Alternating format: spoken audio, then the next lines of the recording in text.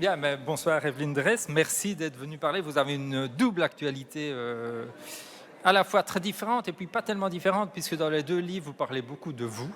Alors, les prétextes et les chats, on y reviendra, et puis l'autre, c'est le Dauphiné, qui est votre région natale, et c'est un court texte qui est vraiment très très émouvant, parce que vous remontez vraiment aux sources de l'enfance, comme vous dites, hein, puisque votre famille, en fait, est établie là, et vous remontez même encore plus loin, puisque vous racontez que vos grands-parents, qui étaient hongrois, vous expliquez un peu comment est-ce qu'ils sont arrivés dans le Dauphiné. Peut-être que vous pouvez résumer en quelques... Ah oui, il faut pousser sur le truc. Voilà. J'ai plein de choses à vous dire. D'abord, ces deux livres sont effectivement des autobiographies, ce qui n'est pas habituel pour moi, même si à l'intérieur de tous mes romans, on me retrouve, puisque lorsque j'ai l'idée d'un roman, j'écris un synopsis, ça tient en quelques pages, je connais le début et la fin de mon histoire. Entre-temps, je ne sais pas ce qui se passe, je me mets donc dans la peau de mes héroïnes et je vais vivre leur vie dans le pays que je leur ai choisi. Donc, tout ce qui m'arrive, je le colle à mes héroïnes, ce qui fait qu'elle et moi, nous nous confondons et qu'il y a toujours une part autobiographique. Mais là, ce sont les livres que j'ai écrits pendant les 2 confinements, et tout le monde sait que pendant ces confinements, il y a eu un retour sur soi, une introspection, et donc, je parle de moi sans me cacher derrière un personnage. Vous parliez donc du Dauphiné. Mes grands-parents étaient à Paris quand la guerre s'est déclarée, et ils ont dû fuir en zone libre, et Grenoble, à l'époque, était en zone libre. Donc, ils se sont installés à Grenoble. C'était sous domination italienne en plus, donc tout à fait. encore plus libre que oui, le reste. Et ils n'étaient pas obligés de porter l'étoile jaune comme on le faisait à Paris. Alors, voilà. Mais justement, à un moment, les Allemands ont trouvé que les Italiens n'étaient pas assez sévères, et ils les ont remplacés. Ils sont venus occuper Grenoble. Et à ce moment-là, mes grands-parents ont dû quitter Grenoble et aller dans la montagne pour se cacher. Et ils se sont cachés à Petit-Chais, un hameau de 5 maisons. Et en ce qui me concerne, je suis née donc après la guerre dans le train, parce que ma mère voulait accoucher à Grenoble, donc auprès de sa mère, qui habitait près du téléphérique sur le quai Mounier, et qui avait finalement acheté, après la guerre, cette ferme qui les avait abrités. Et donc, j'ai toujours connu Petit-Chais, un hameau de 5 maisons, sur la route Napoléon, un paysage que vous n'imaginez même pas, tellement c'est beau. Grand, ouvert, spacieux, c'est une véritable symphonie. Et j'avais à peine 5 ans, j'y passais donc toutes mes vacances de Noël, de jour de l'an, de printemps, d'été. Et j'avais à peine 5 ans, j'étais déjà éperdument amoureuse du jeune homme du bout du chemin, qui lui devait en avoir 17 ou 19, qui était pour moi un prince charmant, mais évidemment qui ne me regardait pas. En tout cas, le pensais-je. Ouais. Et lorsque j'ai une carrière de comédienne, tout le monde me connaît notamment pour un film dont j'étais la vedette qui s'appelait « Et la tendresse, bordel », où j'avais donc pour mari Bernard Giraudot. Et j'ai donc fait une longue carrière de comédienne. Et quand je me suis mise à écrire, j'ai eu envie de raconter l'histoire d'une passion. Et je me suis souvenue de l'amour indéfectible que j'avais pour le jeune homme du bout du chemin qui s'appelait Jacques.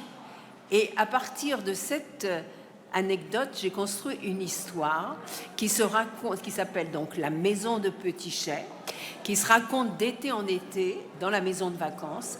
Dans cette maison viennent chaque été Alma et Jessica, qui sont 2 sœurs qui ont 6 ans de différence.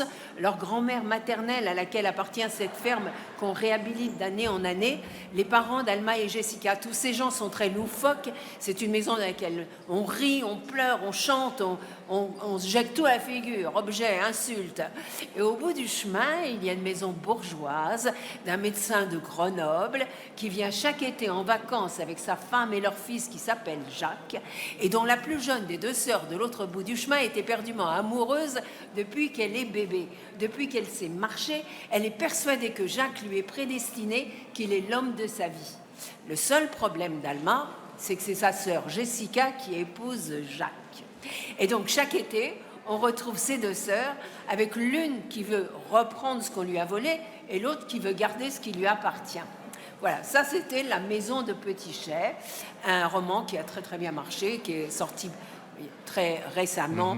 Et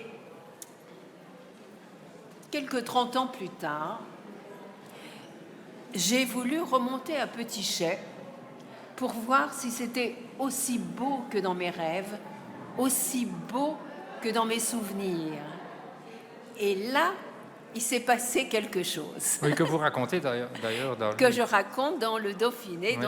dans ce petit livre, Pour l'amour du Dauphiné. Voilà. Est-ce que j'ai répondu à la question? Oui, oui, mais vous pouvez même approcher. C'est très intéressant parce que ce livre, je suppose que c'est l'éditeur qui vous a demandé de retourner sur les pas de votre enfance. Et c'est très sensible parce que bon, l'objet du livre, c'est de parler de la région, les Dauphinés. Ce sont 3 départements, la Drôme, les Hautes-Alpes et l'Isère. Vous privilégiez l'Isère puisque c'est celle que vous connaissez. Ouais. Vous parlez un peu des 2 autres, mais vous privilégiez l'Isère. Et ce qui est très intéressant, c'est que vous repartez vraiment sur le pas de votre enfance. Vous partez à partir de Grenoble, vous prenez le train Transivert qui monte dans les montagnes. Dans les montagnes. À pied, disons, vous retraversez les villages Petit-Chay, Lamure et d'autres. Ne... C'est de ma faute, je n'ai pas calé. Merci. Donc vous retraversez ces villages et on vous suit pas à pas à travers. Donc on vous suit, mais on voit aussi à travers vos yeux. Vous, comment est-ce que vous voyez? Parce que la maison de votre grand-mère n'existe plus. Enfin, elle a été réaménagée et tout. Vous retrouvez aussi la maison de Jacques. Vous retrouvez lui et son frère. Enfin, il y a tout un itinéraire auquel vous invitez le lecteur, quoi. Oui, oui, tout à fait. Et alors, ce qu'il y avait de très émouvant pour moi, c'est que cet été, j'ai été invitée à faire des dédicaces et à Grenoble et à Lamure. Lamure est à 10 km de Petit-Chay. Et tout Petit-Chay est venu. Alors, je vous le raconte parce que c'est vraiment incroyable. Il faut que vous compreniez que Jacques, enfin, si vous lisez le livre, vous verrez qu'il est un peu ambigu. Finalement, est-ce que oui ou non, il était amoureux de moi? Je ne le saurai jamais, parce qu'il ne me le dira jamais. Mais en tout cas, ce qui était merveilleux, c'est que tous les gens qui venaient me disaient j'habite la maison en face de celle de Jacques. Qui d'autre de me dire oh, mes enfants sont amis avec les enfants de Jacques. Le pauvre Jacques, qui ne demandait pas le temps. Le garçon qui a fait toute sa vie en dehors de moi, tout d'un coup, je lui tombe dessus. Il est devenu une vedette. Mais quels sont, vous dites à un moment donné, je suis faite de ce pays. Oui. Mais quels sont vos rapports, à part ce livre, avant, quel rapport aviez-vous gardé avec cette région? Alors, c'est la région dont je porte l'empreinte, puisque, vous savez, c'est comme un premier amour. Premier amour, vous ne l'oubliez jamais. Et là, d'une part, il y a Jacques, mais Jacques, il est associé aussi à ce hameau à Petit-Chay. Oui. Et je ne sais pas comment vous dire, je ne sais pas si... Je ne suis pas dans la tête des autres, ni dans le cœur des autres, mais en tout cas, dans le mien, Petit-Chay existe tellement fort que je le rappelle dans tous mes romans. Où que j'aille, si je vais en Birmanie, j'ai écrit un roman qui s'appelle Le Rendez-vous de Rangoon, si je vais à Garveline, si je vais... les tournesols de Jérusalem, non, parce que c'était au 19e siècle. Alors. Mais en tout cas, dans Pas d'amour sans amour, je raconte encore Petit-Chay. C'est quelque chose qui m'habite.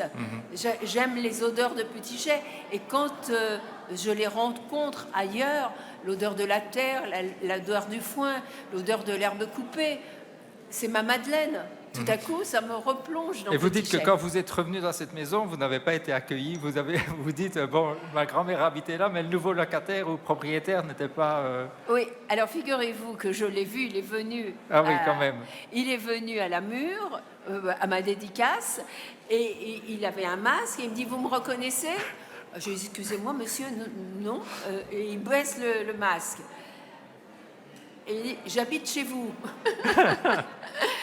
Ah, vous êtes le 68 ans attardé qui m'avait mal accueilli chez moi. Alors, et lui prétend qu'il a été très sympa, qu'il m'a fait rentrer dans la maison, etc., etc. Non, il ne m'a pas accueilli d'une façon sympa. D'ailleurs, j'ai appelé ma copine, qui m'accompagnait ce jour-là, et elle m'a dit non, il ne nous a pas fait rentrer dans la maison. Donc, Ça va. avant de redescendre après la dédicace à la mur, je suis retournée dans ma maison. Et là, il m'a fait visiter toute la maison. Mais évidemment, elle ne ressemble plus du tout à ce que j'ai connu. Alors, il y a un autre personnage très important dans le Dauphiné qui traverse tout le livre, mais qui est d'un autre ordre, puisque c'est Napoléon. Bien sûr. Chez nous, c'était dans les années 60. On avait, mon papa, toute la famille, avait beaucoup d'admiration pour Napoléon. Et donc, il y a une magnifique statue en haut de la côte de la Fraie. C'est une côte très réputée parce qu'elle est à 12%. Et quand on la prend depuis le haut, il y a eu énormément d'accidents, de gens qui se sont tués dans cette côte. Mais en haut de la côte, vous découvrez Napoléon sur son cheval dans un paysage. Mais franchement, il faudrait que vous y alliez. Parce que c'est tellement beau. Mais il faut dire pourquoi. C'est parce que quand il a quitté l'île d'Elbe, quand il remonte vers Paris, il passe par la région Gap, etc. Et notamment, il s'arrête à la Mure, etc. Oui, tout à fait. Moi, j'ai remonté en sens inverse. J'ai fait le chemin à l'inverse de Napoléon, mais nous sommes passés par les mêmes lieux. Donc, il doit être très content que je parle de lui. Oui, parce que vous en parlez très longuement. Vous êtes vraiment bien renseigné pour raconter exactement où il s'est arrêté, ce qu'il y a fait, les passages, etc. Et en même temps, d'une façon un peu ludique. Ah oui, tout à fait. Pour que ce ne soit pas une leçon d'histoire. Non. Parce que ça me ramène à quelque chose de personnel aussi. Alors, il y a un autre personnage dont vous parlez un petit peu, c'est Prévert. Oui. Pourquoi? Parce que, comme vous avez compris, je suis comédienne. Donc, j'ai beaucoup travaillé, fait des spectacles poétiques. Et j'adore Jacques Prévert. Et il a écrit un poème qui s'appelle « Dans ma maison ». « Dans ma maison, tu viendras. Ce n'est pas ma maison. » Et voilà. Et c'est un très, très joli poème. Et quand je suis retournée dans ma maison, les mots de Prévert me sont revenus parce que c'était exactement ça. C'était ma maison, mais ce n'était plus ma maison. Mais il venait aussi dans la région, vous dites, à La Fay. Oui. Donc, il est venu. Il connaissait aussi un peu le Dauphiné, etc. Et, quand vous partez de Grenoble, alors vous allez jusqu'à Visil, et après, vous prenez la route qui monte dans la montagne. Et là, vous avez 4 lacs. Le lac de la Fraie, d'abord un lac mort, ça s'appelle le lac mort parce qu'il donne de l'électricité à toute la région. Ensuite, on a le lac de la Fraie, le lac de Petit-Chais, le mien, et puis le lac de Pierre-Châtel. Et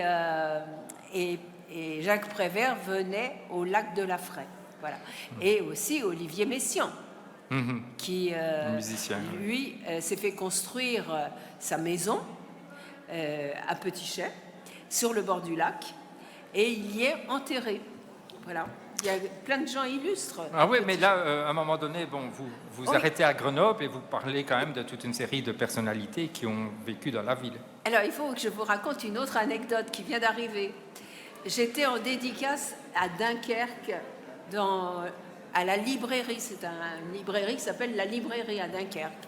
Arrive un monsieur qui me dit « Ah, je voulais vous rencontrer, vous acheter un livre parce que j'ai entendu parler de vous dans la gare des Brotteaux. » J'ai visité la gare des Brotteaux, une gare magnifique qui a été désaffectée, qui est transformée en musée. Et il y a là un guide qui fait visiter la gare. Elle se trouve où, cette gare? Elle La se gare trouve de à Poitou. Lyon-Perrache, pardon, à Lyon, À Lyon, dans le c'est ça. 2e arrondissement. Et à ce qui paraît, le guide raconte qu'il y a une comédienne qui s'appelle Evelyne Dress, qui est née dans la gare, et lui de donner toute ma filmographie. Donc maintenant, il faut absolument... Je dis au monsieur qui me racontait ça, je dis, attendez, vous vous moquez de moi, monsieur? Non, non, je vous assure. Et donc, il faut maintenant que je rencontre le guide. Donc, pour revenir à Grenoble, quand même, vous racontez, vous parlez de Stendhal, de toute une série de Fontana-Tour, des gens qui ont vécu à Grenoble. Est-ce qu'il reste encore des traces de ces personnalités dans la Oui, ville? bien sûr, parce qu'il y a un musée Stendhal. Oui, oui, il reste beaucoup de choses. Grenoble est une très jolie ville.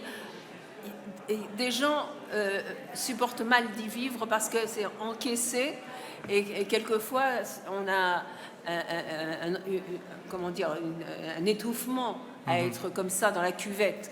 Mais c'est quand même un endroit merveilleux. Mais vous parlez notamment du téléphérique qui était devant chez vos grands-parents. Oui. Et vous racontez, donc là c'est aussi des notes autobiographiques, que vous avez entrepris j'ai noté 1329 marches, c'est ça? Oui, oui. Vous les avez montées les unes à l'autre, mais que Oui. c'était un peu fatigant finalement. Oui, oui.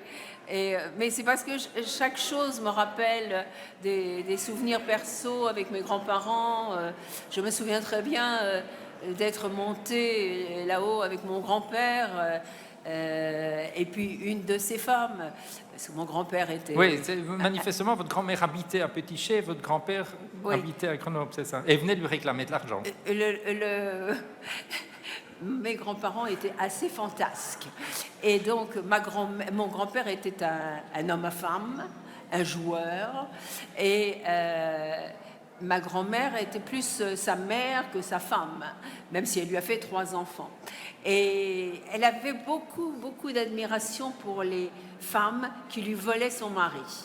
Ça ne la mettait pas en colère du tout. Elle pensait toujours qu'un jour, il reviendrait. Voilà, après avoir fait ses frasques, etc. Et un jour, il est parti avec la bonne. Et, il a donc divorcé avec ma grand-mère et il a épousé la bonne. La bonne n'avait qu'un intérêt, c'était le plumer. Donc, il s'est retrouvé sans un sou. À ce moment-là, il a divorcé avec la bonne et il est revenu épouser ma grand-mère. Voilà. Mais vous racontez aussi qu'il venait lui réclamer de l'argent, qu'elle l'envoyait peut-être, puis qu'il était tellement bon comédien qu'il arrivait finalement à la convaincre, alors que votre mère, elle, n'était pas contente. Non, pas du tout. Je raconte ça aussi dans La Maison de Petit-Chez, le roman. Et il faut vous dire que j'ai adapté le roman, La Maison de Petit-Chez, pour en faire un film. Et j'espère bien arriver finalement un jour à le faire, car Pas d'amour sans amour, c'est un autre de mes romans que j'ai réalisé en film pour le cinéma. C'est un film avec Patrick Chenet, Gérard Darmon, Martin Lamotte, Michel Deschaussois, Jean-Luc Bidot, Aurore Clément, Dora Dole, et je jouais le rôle principal. Je fais juste une petite incise, je raconte ce que ça... Oui, allez-y. C'est l'histoire d'une femme qui n'a pas fait l'amour depuis 3 ans, parce que 3 ans avant, elle était amoureuse d'un homme qui l'a laissé tomber. Elle a mis tout ce temps-là à s'en remettre. Elle commence un peu à dysfonctionner. Elle va voir son gynéco. Son gynéco lui dit, vous vous débrouillez comme vous voulez, mais il faut réactiver. Alors elle sort dans la rue, elle regarde tous les hommes qui passent et dit, ça va pas être de la tarte. Voilà.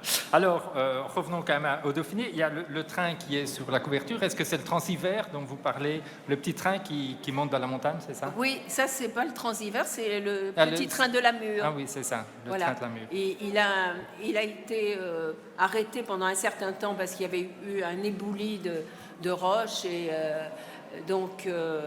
là, il remarche depuis cet été. Donc là, vous parlez de vous, et vous parlez aussi beaucoup de vous dans l'autre livre qui est d'actualité, qui est dans Mes Mes chats, chats. parce que vous remontez aussi à votre enfance et à un chat que vous avez eu enfant. Et ça s'est terminé de manière assez dramatique. Oui, j'adorais ce chat qui est celui de la couverture, adorable, très joli, et c'était mon confident. Parce que je n'étais pas très, très heureuse. J'avais quelques difficultés avec ma mère. C'est aussi quelque chose que je raconte dans tous mes romans. Et j'avais un papa merveilleux, mais une maman difficile, qui avait vécu la guerre, qui en est sortie pas terminée. Elle est restée un peu capricieuse, etc. Et très jalouse de moi. Et donc, nous avons eu un parcours difficile, elle et moi. Et ce chat était mon confident. Mais voilà, ma sœur, je ne sais pas si je dois raconter ça, puisque après, c'est raconté dans le roman. Enfin bref, il y a plein de choses à lire. Mais après, donc ça se termine un peu mal, et puis vous jurez de ne plus avoir de chat. Oui, parce que vous savez bien, quand on a un chat et qu'on l'a aimé, c'est comme si quand on le perd, c'est comme si on perdait quelqu'un de la famille. Il faut du temps pour se remettre. Et on n'a pas toujours envie de recommencer à souffrir. Donc, c'est vrai que je me suis gardée de reprendre des chats. Mais quand même, malgré ça, des chats me sont tombés dans ma vie. Quelquefois, il y a eu un homme derrière un chat. J'ai donc croisé 7 chats. Et je raconte mes 7 expériences. Et notamment, le livre s'ouvre sur une séquence de « Et la tendresse, bordel », dont j'étais la vedette avec Bernard Giraudot. Comme nous étions mariés, dans ce film, nous avions un chat qui s'appelait Clitoris. Peut-être que certains s'en souviennent. Voilà, donc c'est cette histoire de chat, très personnelle, que je raconte là. Oui, mais vous racontez aussi, bon, il faut dire aussi, on n'a peut-être pas assez dit, c'est raconté toujours avec beaucoup d'humour, et notamment le fameux chat Philomène qui est censé chasser vos souris, et qui chasse beaucoup de choses, mais peut-être pas vos souris. Hein. Et alors, là, vous racontez notamment tout votre rapport avec le vendeur oui. le droguiste qui vous vend des trucs, et vous retournez chaque fois chez lui. C'est presque une scène de cinéma, en définitive. Tout à fait. Et je vais vous dire, j'ai un copain qui a lu le livre et m'a dit, tu devrais en faire un film. Donc, ah oui, c'est presque une comédie. Hein. Oui, ça devrait peut-être... Oui, parce que finalement, après, avec vos chats, vous n'avez pas eu que des bonheurs. Il y en a auquel vous vous étiez attaché parce que c'était le chat de votre voisine, mais votre voisine déménage, donc vous ne le voyez plus. Oui. Philomène qui chasse les souris, c'est pas une réussite non plus. Donc, oui, il faut vous dire que ce que je raconte là, c'est que j'avais un sublime appartement au triplex que j'ai dû vendre pour les raisons qu'on découvre dans le livre. Et comme je ne voulais pas dépenser mon argent bêtement, je me suis loué un studio pour 3 mois. Et en fait, de 3 mois, j'y suis restée 7 ans. Et c'était dans un immeuble absolument magnifique, ce qui fait que je n'étais pas trop pénalisée. J'avais du plaisir à rentrer quand même dans l'immeuble. Et puis, je me suis raconté que j'habitais mon bureau. Voilà. Mais dans cet immeuble, il y avait des souris. Et j'avais un bureau en verre, donc transparent. Et je travaillais et je voyais les souris en dessous qui traversaient tranquillement à la queue leu comme ça. Au début, ça m'a beaucoup amusée. Après, au bout de 7 ans, j'en avais marre quand même. et surtout que le samedi soir, c'était la fête chez la souris. Elle faisait... J'ai vos gueules, vos gueules. Et comme je criais, elle se taisait. C'était un véritable rapport. Ouais. Donc j'ai eu besoin d'un chat pour chasser les souris. Et c'est Philomène qui est arrivée. Oui, mais qui chassait aussi les oiseaux. Hein. Et voilà. Et alors un autre chat assez marrant, c'est Prince Igor. Oui. Qui était Prince Igor? Un médium en plus. Un médium, oui. Je ne sais pas si vous vous souvenez, autrefois, on achetait des peaux de chat pour mettre sur le corps, pour se guérir, parce que on disait que ça attrape le mal, comme ça. C'est interdit maintenant. Mais en tout cas, moi, mon chat, Minouche, je le mettais contre moi parce que j'avais des rhumatismes et il me sauvait de mes rhumatismes. C'est dire que les chats ont quelque chose de particulier. Et Igor, le prince Igor, ce rouquin, lui était particulier. Et quand j'ai débarqué chez sa maîtresse, qu'il m'a vu, il s'est mis à courir sur les murs et tout ça. Et à ce qui paraît, il sentait les entités qui étaient arrivées avec moi. Bon. il faut lire pour savoir ce qui s'est passé exactement. C'est ça. Mais ça, c'est troublant même, hein, parce qu'elle vous dit, vous arrivez à accompagner, vous êtes seul, donc accompagné de qui, quoi, et que c'est à chaque vous le révèle. Oui, oui. Et les photos qui sont dedans, c'est réellement les photos des chats dont vous parlez, oui. Oui, oui, tout à fait, tout à fait. Comme ça, on peut visualiser. Visualiser les chats, ils sont mignons quand même. Ah oui, oui. Alors, donc ça, c'est votre actualité. Puis vous me disiez quand même qu'il y a un roman qui va bientôt paraître dans quelques mois. Oui. Alors, ça s'appelle 5 jours de la vie d'une femme.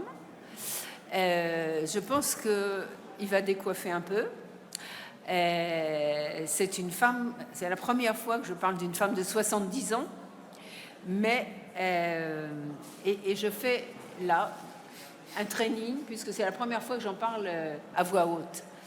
Alors, ce que je veux dire dans ce roman, c'est une femme de 70 ans qui se retrouve seule le soir de Noël. Elle a préparé la dinde pour les enfants, et les enfants ont décidé de passer Noël entre amis. Donc, elle est divorcée, toute seule, voilà. Et plutôt que de rester en tête-à-tête avec la dinde, elle décide d'acheter un billet d'avion et de partir pour Biarritz. Ce que je veux raconter à travers cette histoire, c'est qu'à 70 ans, on n'est pas terminé. On n'a pas fini de vivre. Au contraire. C'est que moi, j'en ai marre de recevoir des mails pour me donner de la publicité pour les ascenseurs qui montent sur la rampe d'escalier. Les douches, les baignoires qui s'ouvrent pour qu'on puisse... les mutuelles pour préparer ses obsèques, apprendre à vieillir, etc. Non mais attends, de quoi je me mêle? Oui, c'est ça. Hein? Moi j'ai 74 ans et j'ai toujours autant envie de faire l'amour et de draguer et des hommes plus jeunes que moi si possible. Donc voilà, c'est un brûlot et on verra.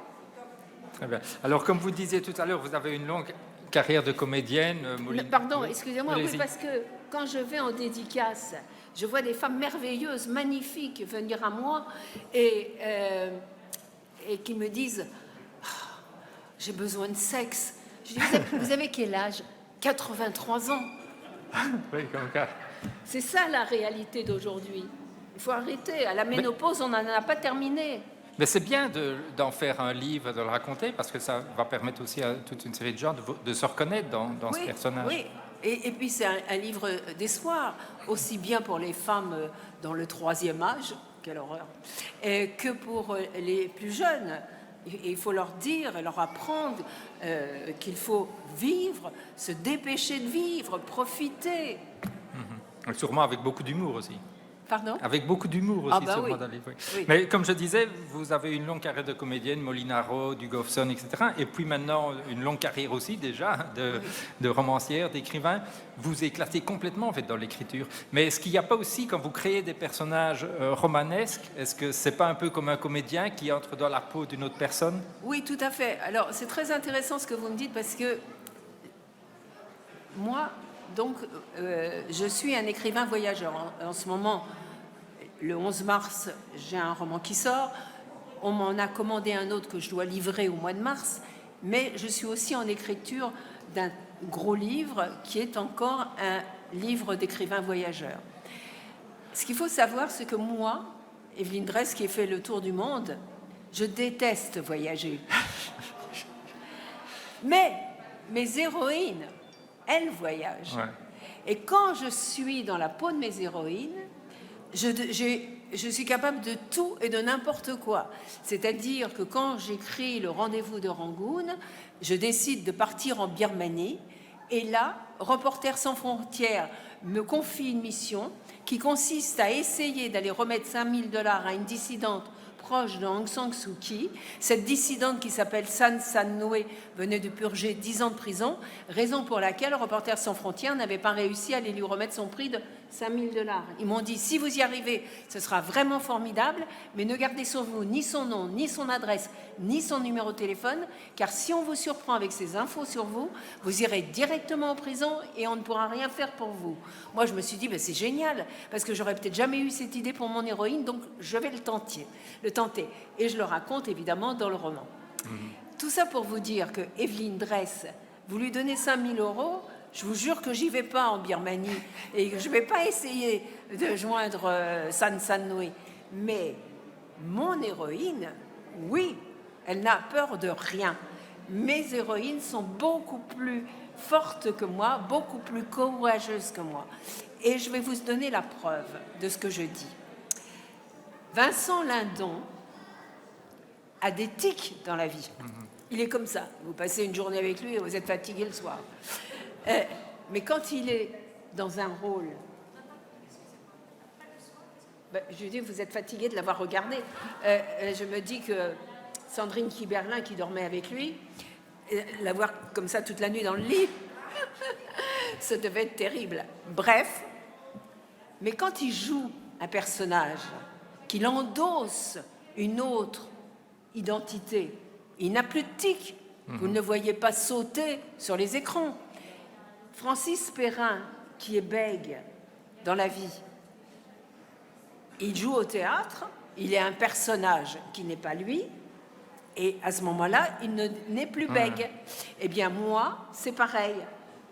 J'endosse un personnage, je ne suis donc plus moi, je suis l'autre, et l'autre, elle n'a peur de rien.